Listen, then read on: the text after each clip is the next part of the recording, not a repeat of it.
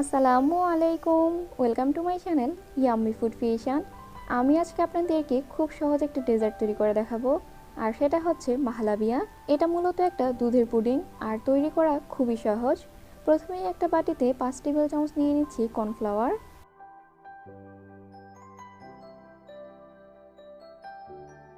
রুমের স্বাভাবিক তাপমাত্রায় থাকা 1/3 কাপ দুধ দিয়ে এখন এই কর্নফ্লাওয়ার খুব ভালোভাবে মিশিয়ে নিচ্ছি।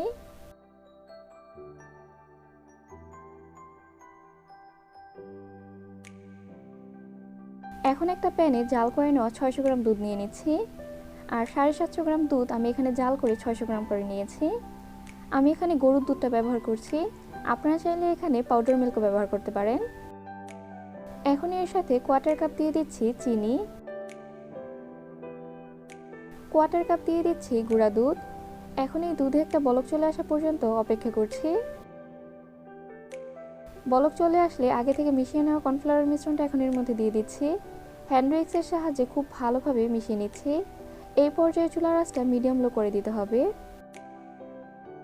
এখন এর মধ্যে সামান্য পরিমাণে একটু লবণ এবং 3-4 ফোঁটা দিয়ে দিচ্ছি ভ্যানিলা এসেন্স। আপনারা চাইলে এখানে যে কোনো ধরনের কেওড়া বা রোজ এসেন্স ব্যবহার করতে পারেন। 1/4 কাপ দিয়ে দিচ্ছি কনডেন্স মিল্ক। এখন এই সব কিছু খুব ভালোভাবে মিশিয়ে নিচ্ছি। আপনারা চাইলে সম্পূর্ণটা কনডেন্স মিল্ক বা সম্পূর্ণটা চিনি দিয়েও তৈরি করে নিতে পারেন।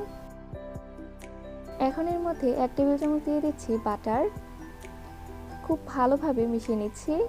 আপনাদের কাছে ক্রিম চিজ থাকলে আপনারা এখানে অবশ্যই ক্রিম চিজ ব্যবহার করবেন, এতে করে এই মাহলাবিয়ার স্বাদ অনেক বেশি ভালো আসবে। চুলা থেকে নামানোর আধা মিনিট আগে এর মধ্যে 1/4 কাপ দিয়ে দিচ্ছি ডানো ক্রিম। ডানো ক্রিম দিয়ে কিন্তু আর খুব বেশি জাল করা যাবে না। ডানো ক্রিমটা খুব ভালোভাবে মিশিয়ে চুলা থেকে নামিয়ে নিচ্ছি। স্বাদ বাড়ানোর জন্য আপনারা কিন্তু অবশ্যই এখানে ডানো ক্রিম ব্যবহার করবেন, না হলে এর স্বাদ কিন্তু আসলে অতটা ভালো আসবে না।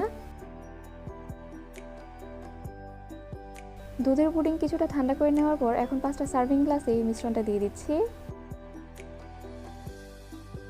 এখন এর উপরের লেয়ারটা তৈরি করার জন্য একটা পাত্রে 1/3 কাপ চিনি এবং 1/3 কাপ পানি দিয়ে দিচ্ছি। হাফ টেবিল চামচের মতো দিয়ে দিচ্ছি কর্নফ্লাওয়ার। কর্নফ্লাওয়ারটা খুব ভালোভাবে একটু মিশিয়ে নিচ্ছি। এখন এর মধ্যে সামান্য পরিমাণে একটু দিয়ে দিচ্ছি রোজ পিঙ্ক কালার।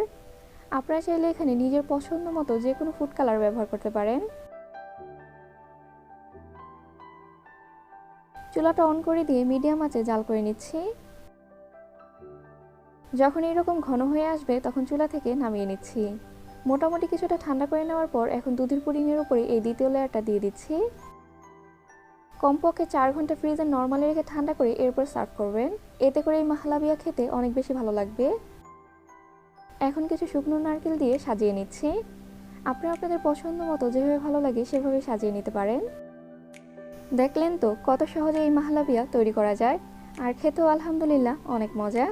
আশা করি আমার আজকের এই সহজ রেসিপি আপনাদের কাছে ভালো লেগেছে। ভালো লেগে থাকলে প্লিজ আমার চ্যানেলটা সাবস্ক্রাইব করবেন, আর যারা সাবস্ক্রাইব করেছেন তাদেরকে অসংখ্য ধন্যবাদ। সবাই অনেক বেশি ভালো থাকবেন, সবাই সবার জন্য দোয়া করবেন। আল্লাহ হাফিজ।